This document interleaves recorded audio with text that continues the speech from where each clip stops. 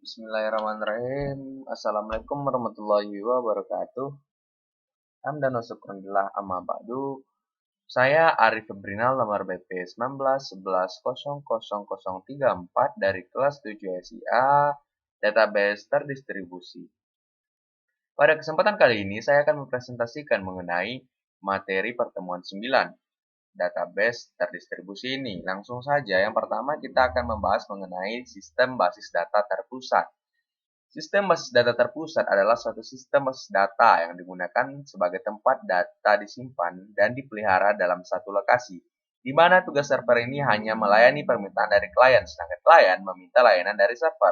Alasan penggunaan sistem basis data terpusat adalah dengan menggunakan database client server. Sebuah server berfungsi jauh lebih efisien, tidak hanya sebatas file server, melainkan ikut pula berperan aktif dalam pengolahan data dan mengelola hak akses user atas data. Lalu yang kedua ada sistem basis data tidak terpusat, yaitu sekelompok database independent speed di atas lokasi yang berbeda.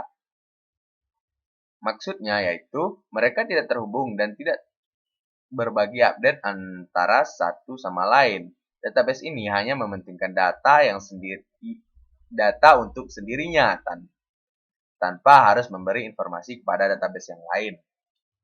Lalu kita masuk ke pengertian. Database terdistribusi adalah kumpulan data logik yang berhubungan secara fisik terdistribusi dalam jaringan komputer yang tidak tergantung pada program aplikasi sekarang maupun masa yang akan datang. Misalnya, sebuah bank yang memiliki banyak cabang, bahkan di sebuah kota bisa terdiri dari beberapa cabang. Lalu, basis data terdistribusi pada dasarnya adalah bagian dari sistem komputer terdistribusi atau disebut juga komputasi terdistribusi. Kita masuk ke karakteristik database terdistribusi. Ada beberapa karakter. Yang pertama, kumpulan data yang digunakan bersama secara logik tersebar pada sejumlah komputer yang berbeda. Lalu yang kedua, data disimpan di sejumlah tempat. Yang ketiga, prosesor pada tempat yang berbeda tersebut dihubungkan dengan jaringan komputer. Yang keempat, ada sistem basis data terdistribusi bukan terdiri dari sekumpulan file yang berada pada berbagai tempat, tetapi pada sebuah basis data di berbagai tempat. Yang terakhir ada setiap tempat secara mandiri memproses permintaan user yang membutuhkan akses ke data di tempat tersebut dan juga mampu untuk memproses data yang disimpan di tempat lain. Lalu kita masuk ke dalam kelebihan database terdistribusi. Yang pertama, mampu melakukan pertukaran data. Yang kedua, ada mampu melakukan otonomi dari unit bisnis yang letaknya berjauhan. Yang ketiga adalah memiliki keandalan dalam komunikasi data dan biaya. Yang keempat adalah memiliki keragaman sistem aplikasi. Yang kelima adalah mampu melakukan pemutakhiran database. Kita masuk ke tipe basis data terdistribusi. Ada dua, yang pertama ada homogen. Homogen berarti database terdistribusi di mana database tersebut pada beberapa komputer dengan menggunakan DBMS yang sama. DBMS ini digunakan dalam database terdistribusi untuk mengkoordinasikan data pada beberapa node. Yang kedua, heterogen, yaitu sistem di mana setiap tempat yang berbeda menjalankan DBMS yang berbeda. Balik relasional DBMS atau non-relational DBMS. Misalnya, dalam basis data terdistribusi, sedikitnya satu sistem bagian tidak menggunakan basis data ORAD. Kita masuk ke replikasi database. Desain basis data terdistribusi. Ada beberapa pendekatan yang berkaitan dengan penyimpanan data ini. Yang pertama ada replikasi, yaitu teknik untuk menyalin dan mendistribusikan data dan objek database dari satu database ke database yang lain dan melakukan sinkronisasi antara database sehingga konsistensi data dapat dijamin. Ada beberapa keuntungannya. Yang pertama, dapat dipercaya dan responnya pun cepat. Yang kedua, dapat menghindari dampak integrasi transaksi terdistribusi.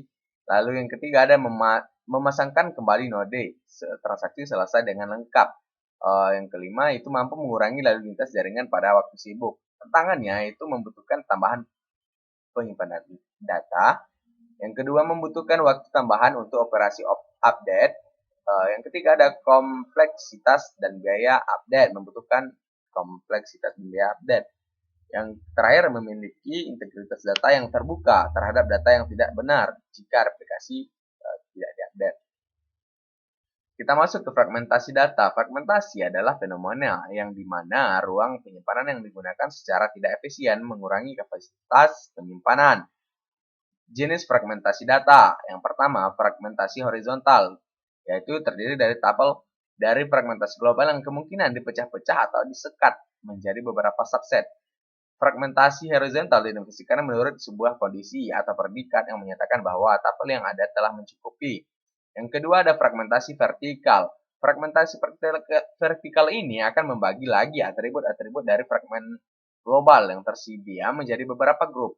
Bentuk yang paling simpel dari fragmentasi vertikal adalah dekomposisi. Fragmentasi jenis ini akan membagi sebuah data menjadi beberapa tabel yang atributnya saling terkait. Yang terakhir ada fragmentasi campuran. Fragmentasi ini terdiri horizontal fragmentasi, setelah itu vertikal fragmentasi atau justru sebaliknya gitu. Fragmentasi campuran ini didefinisikan menggunakan operasi select dan project pada aljabar relasional. Lalu kita masuk ke transaksi database terdistribusi.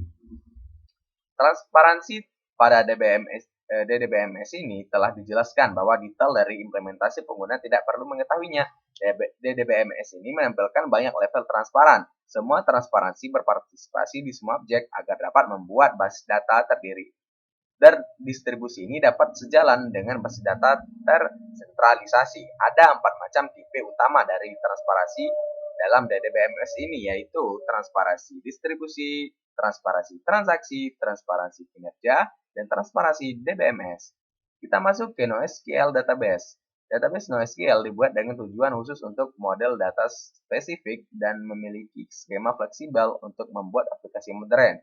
Database NoSQL dikenal secara luas karena kemudahan pengembangan fungsionalitas dan kinerja dalam berbagai skala. SQL mempunyai skalabilitas tinggi untuk dapat berkembang sesuai dengan kebutuhan data yang ada.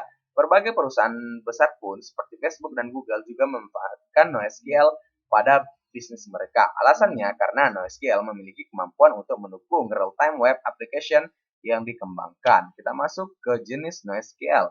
Jenis-jenis database NoSQL secara umum database ini dibedakan menjadi 4 jenis. Yang pertama, key value database.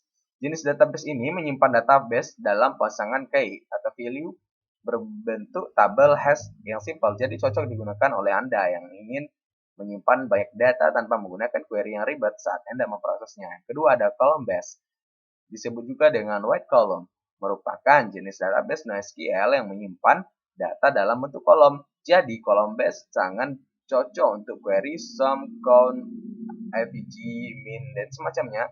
Yang ketiga ada document oriented. Jenis database ini menggunakan data yang berisi sepasang key dan value yang disimpan di dokumen dengan format JSON atau XML. Value di sini bisa saja berupa string, angka, boolean, array, hingga project. Jenis database document oriented ini kebanyakan digunakan untuk CMS, platform logging, analisis real time, dan aplikasi e-commerce.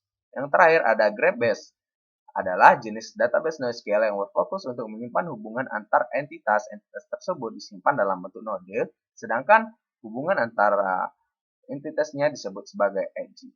Sekian, terima kasih. Salam, saya Arif Febrinal, nomor BP 1911000034. Assalamualaikum warahmatullahi wabarakatuh.